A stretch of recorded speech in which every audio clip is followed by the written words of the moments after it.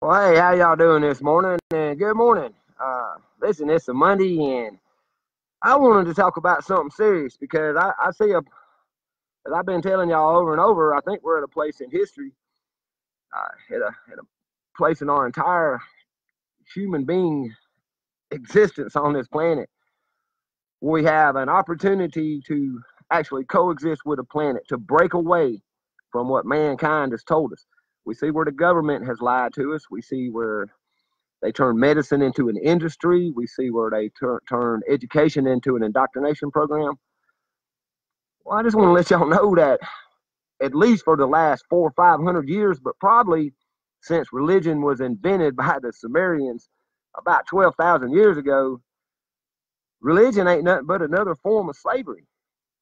And I'm talking about religion, which comes from the word lagar, the Greek word lagar, which means to tie or bind, to tie or bind the mind. Uh, Kings of old have tried many ways of controlling us. We've always had slaves. I don't know if y'all know that or not, but pretty much since there's been men on this world, there's been slaves, men that made other men do something, either by fear or by force. Uh, Back in the day, the slaves would kill themselves. Say in the days of the ancient Sumerians, the slaves would actually kill themselves before doing that kind of work. So to stop suicide, they had to show this afterlife. And the way they made it sound was that if you struggled and lived and did what the man told you to in this world, in this life, that there was this great afterlife and you would suckle on the bosom of God forever in heaven and everything would be great. Wow. But you had to get through this one first. Well, a lot of people were born into this, and they were born into either the King James Bible, or they were born into the Torah or the Talmud, or they were born into the Quran. So they were born into their own kind of slavery. But think about how slavery was forced upon people, right? They were made to work. So religion's the same way. It was forced upon them, certain people. They were made to use it, especially the King James Bible back in a time when a king was losing control of the people, and wasn't getting his revenue from the taxes. So basically, he had a man God, Jesus, tell people to obey the government and to give unto Caesar, to pay their taxes. And that was how they controlled those type of slaves. But they were forced into it. Then slaves that are born into slavery, they don't know any better. Religion is the same way. Society is the same way too. But I'm sticking with religion. Religion is just like slavery in the sense that it was forced upon the very first people. Look at what the Crusaders did. They went around what they thought was the world and killed everybody that wouldn't get down on their knees and bow to Jesus. So that was forced upon those people. The people that succumbed to it, the people that complied with it, their children were born into Christianity. So now you see what I'm getting at. Religion is slavery. You were born into it. Many of you didn't pick what you even believe right now. It's all you've been told. And now listen, in saying that, the the Bible character from the King James Bible, Jesus Christ, uh, and the character from the Eastern religion named Buddha, they both said the same thing, basically, that your mind is everything in your world and what you think you will be or you will become. So if you want to believe in Jesus, if you want to believe that if you struggle through this world and you pay your taxes and you obey the government and you do everything that man told you, that you'll get to go to a heaven. But if you don't, and you use your free will and you do what the hell you want to and what you think is right, even if you don't hurt nobody else, oh man, well, you're just a heathen and you're going to go to hell. Well, that wasn't what even, that's where man is controlling you again, because even the Bible don't say that. They give you a list of 10 sins, and 4 of them were to obey God and go to church and and pick a day. That was like the first 4 commandments, but the other commandments, don't kill, don't steal, don't covet, those were supposed to be sins, right? But everything else off of that, the things that you use your free will for, you want to go streaking through the park, you want to break a paper law, not a real law. And so that's a sin. They said everything was a sin. Smoking was a sin. Drinking was a sin. Um, all these things were sins, but I don't really see where the Bible said it. But that was still just a man trying to control you. They don't want you to get a taste of life. I want you to know something about the super elite, that the ruling class that think that think that we're slaves. People like Donald Trump, people like Putin, people like all the people in power that you see, the ruling class, the way they look at you, really look at you. They don't look at like, oh, my people, I need to take care of my people. I bring my sheep into. They look at you like cattle. They're either going to milk you, or they're going to work you in the field, or they're going to work you for a certain amount of time, and then they're going to eat you. That's what we are to them, y'all. We're nothing but revenue. But they treat us like cattle. They look at us like cattle. They look at us the way that you look at a Big Mac at McDonald's. We're nothing but a source of income to them because they don't work. Because they figured out that by using their free will, they can take yours away. So all I'm trying to get, the only point I'm trying to make to you today is I want you to pay attention to let's say I'm talking to mostly American people or whatever, and it's a predominantly Christian, but even in the Muslims or the Jewish people, I want you to listen to your religious leaders when they speak to you, and anything about natural earth or natural man that they take away from you that would either give them income or keep you from working to make income to pay them their 10% or whatever it is that you're supposed to give the church. Pay attention to that. Listen to what they're telling you. Because see, they're telling you not to live in this life. They're telling you not to enjoy this earth. They're telling you to wait and suffer and put up with crap until there's another world or another heaven coming up. I'm here to tell you that this earth is fine. It needs a little protection and defense right now. She's very beautiful. Life is wonderful. Life is wonderful. It's hard and it's real and it's painful, but it's wonderful and it's yours, and you only have it right now. You only have this life, this breath right now, not in the afterlife, not holding Jesus's hand, walking through the clouds. You got it right now. Live it. That's the problem with the earth, y'all. That's the problem with society. That's the reason why people go and march for hate. That's the reason why people hate, period. We forgot to live and love and be. We're all worker bees in a colony, and we're busting our asses for nothing for other people, the ruling class, the ones that said don't use your free will. Man, they'll throw you a bone, though, won't they? You'll get 1 or 2 weeks of vacation a year. Man, you might get a day off on a holiday. Wow, July 4th's coming up. Hey, it's going to be on a Tuesday, so I get a 4-day weekend. Yay! Wow! Them people get a 4-day weekend every weekend, y'all. Think about that. People that rule your life through fear and respect. See, they count on your respect and loyalty to God, your appreciation for a creator that's not even on this planet. And they took it. They took God's glory. They took God's respect. They took God's fear. You don't have fear for God. You got fear for the man, because the man's watching you. You don't think God's watching you. You think that preacher or that deacon or that other brother or sister's watching you. You know it. That's why you act one way in public, but you act another way when nobody's looking. When nobody's looking, what you do then, that's who you are. That's who your character is. So if you like to walk around the house naked when ain't nobody around, you might be a natural person. Whatever. I'm just trying to say what you do when ain't nobody else looking, that's who you are. What you do when everybody else is looking, that's religion, that's politics, that's society. That's religion, politics, and society telling you what to be. Well, I'm not going to tell you what to be, because you can't be but one thing. You can't be nothing but you. So be you. I mean, that's all I'm going to, I'm not demanding it. You can either do it or you can be a slave.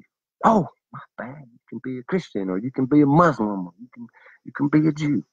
You can be a Hindu. Be anything the man told you to be, but free and spiritual. You can't be free and spiritual because the man never told you to be free and spiritual.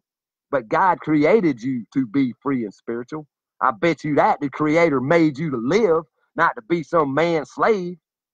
When some of y'all get in front of the Creator, and if there is a judgment day, which I don't think there is, but if there is a judgment day, I really hate it for a bunch of y'all that are going to go up there to the Creator and say, wow, man, I'm sorry. I wasted a whole life. I wasted 80, 90 years working and slaving for other men because I believed them and I didn't pay attention to that little thing you gave me called the pineal gland, my connection to the universe and to you, Creator, and I didn't pay attention to those little voices in my mind that said this was a lie, I went with the rest of the sheep.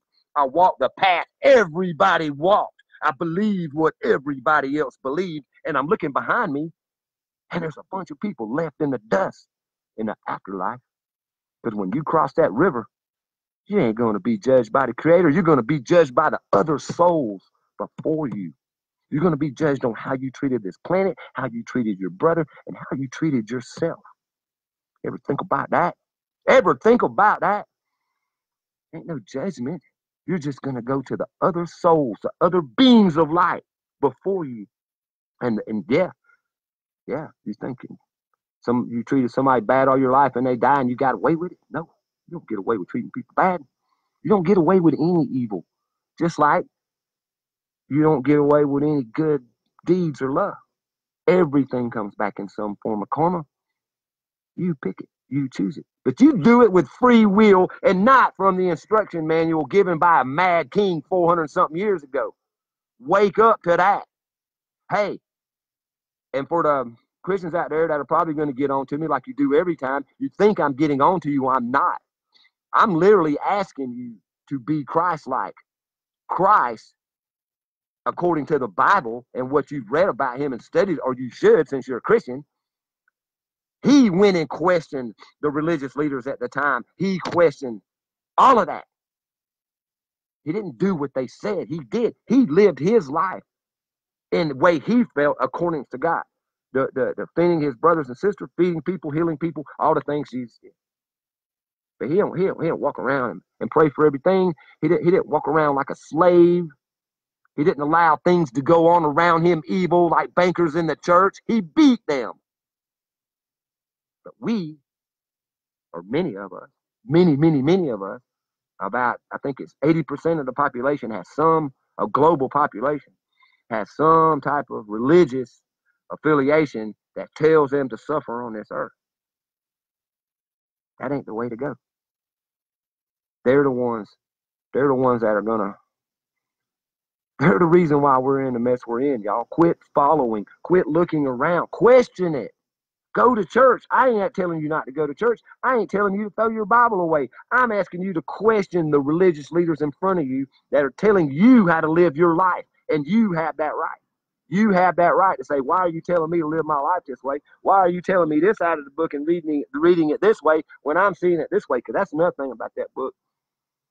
All those books tell you one day you can kill a baby, the next day you're supposed to save them. Wow. Or if you're not like me, you're evil. You're the devil. The devil. He's going to get away from me. Satan, get behind me because you ain't like me. No, I ain't like you because we're all different. I wasn't born into your crap and you wasn't born into mine. So there you go. I mean, I'm tired of getting mad about it. You're stealing your life away, not me. I'm not trying to take you from an afterlife. I'm not trying to send you to hell. I'm not trying to tell you to break away from your doctrine and the things you live. I'm not trying to tell the 80% what to do. I'm just asking you to question it. Is your eternal salvation and your eternal soul and your true judgment not worth knowing that your faith, the faith you're using now, may not be of God, that it may be of man? Is there not that one bit of doubt that the King James Bible was not written to control you? It is too. It's a beautiful control tool. It's one of the most psychologically addictive. I mean, because it goes back and forth. It goes, you can do this one day, but you can't do it another way. Wow, man, it's just. And then beautiful stories, great philosophies. I said before, I love the philosophy of Jesus Christ. I wish Christians were Christ-like, and some of you are. Some of you are. But man, if you're going to suffer and give away this life, and even some preachers are out there talking about this new heaven and this new earth. That's some bullshit, y'all. That's some twisted Bible. That's where the Zionists and what's his name from back in the day, they started twisting things into the rapture, the evangelists, the big evangelistic movement started twisting things into this rapture, and it didn't matter what happened. Jesus was going to come get you. You were always going to be saved as long as you was kissing Jesus' ass. Well, no, that ain't the way it was at all. And that ain't the way it's going to be. I tell you one thing about the book of Revelations, though, that I said something the other day about, and I got chastised, was Revelations 11:18. And it said the nations were angry and blah, blah, blah, and all this thing. And the last sentence in it was, and God said, destroyeth those who destroyeth the earth. Destroy those who destroy the earth. I ain't a Christian, but I do that. Huh? Because God said it. I mean, he didn't say it to me. I saw a planet being raped, so I decided to do it. I used my free will to buck on man's paper law and do what I thought was right by natural law, the only law that's really out there. There ain't no other law. There ain't no God's law, and there ain't no man's law, y'all. There's what you comply to. There's what you say, okay, I'm going to do this. That's what's law. Anything else, they wouldn't dare do it. What if they said it's against the law to breathe more than 100 times on Sunday? What if it's against the law and you can't limp on Wednesday? Huh? You still do it. They say it's against the law to smoke weed, you do it. They say it's against the law to do a bunch of things. They're called paper laws. But then you got the man's law, the God's law. They change too.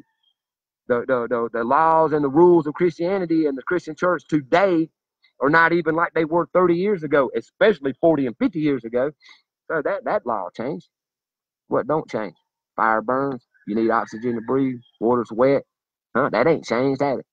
Huh? That's natural law. And it'll never change. And we'll get into the laws later. What I want you to know is the reason you've been told not to use your free will is because you'll like it. You'll like it. And the more you use your free will, you'll find out that this is all a lie. That the society and the religion are all there just to keep you punching that time clock, keeping the wheels moving so rich people can enjoy their free will. So rich people can enjoy their free will. Think about that. All right? I love y'all. I love y'all enough to, I always say I love you enough. I love you because you're very smart and intelligent people. And you know something ain't right with everything from birth until this moment right now, don't you? I'm just telling you what I see and just the way I see it. I'm not telling you this is the gospel from God. Oh, I had a vision. I saw this in a book. I read this in a book. No, I read the books and they didn't add up. I opened up my heart and my soul to the universe, and I got back understanding of life. Period. Not anything else, just life. And that understanding was I was created to live free. When I die, I'm going to die living. And I can only wish that for you, all you, my brothers and sisters. That's all I could ever wish for you. To live free, be free, and when you die, die living. I'll shed a tear for you, but I'll be smiling knowing you lived and used your free will to help your planet, to help your brother, and to live your life, and to show respect to our Creator, wherever he or she is. Because I think the Creator is a woman, or a female spirit, but whatever. And say, Creator, I love this so much. I love this life that you gave me so much. I appreciate you so much for giving me this life that I rode this life hard and I put it up wet every single night. So thank you. Nobody might be broke down now because that's because I used it and I had some fun. And thank you for this planet because it's beautiful and I love it too. There you go. That's a perfect scenario for me. When I see, if I ever met the Creator, thank you. And I hope I lived it good enough. And I hope I lived it hard enough. And I hope I lived it wild and free. Creator, I hope you appreciate that. I do love this planet. And I love her for more than she is. And where only one verse in your Bible says to destroy those who destroy the earth, there are others in there that lie to you, that tell you that that God put the governments in control. God didn't put these governments in control. Man did. God didn't do anything on this earth. According to the Bible, the earth belongs to Satan, don't it? So maybe he put the governments in control. Maybe the president of the United States, every single one has been the Antichrist. Because I don't think God has put anybody in control of anybody else. I will say that one more time for the cheap sheets. God never put anybody in control of anybody else, and show me biblically in any of your stinking ass religions where your God said somebody else is controlling you. Nobody is in control of you. You are responsible to one thing, yourself. There you go. I love y'all. I want you to think about this hard because this is real business. Because here's the point. When I say real business, when you can break away from the religion, then you'll completely drop the politics. Because once you lose the religion and realize you've been controlled by lies and by men using God's name, you will see the rest of their lives easier. And once the majority of us break away, we can take this planet back because this planet is in the control of a very small fraction of few. But they only control it because we let them. They got control of our minds. That's how they control these bodies. Free your mind and your ass will follow. Ask Eddie Hazel. Peace. I love y'all. And as always, I'm going to tell you, don't live in fear. Don't live in fear of your creator that created you. Don't live in fear of using the life he or she gave you because it's yours to use. And if you don't use it, that's when I'd be worried. Peace. Don't live in fear.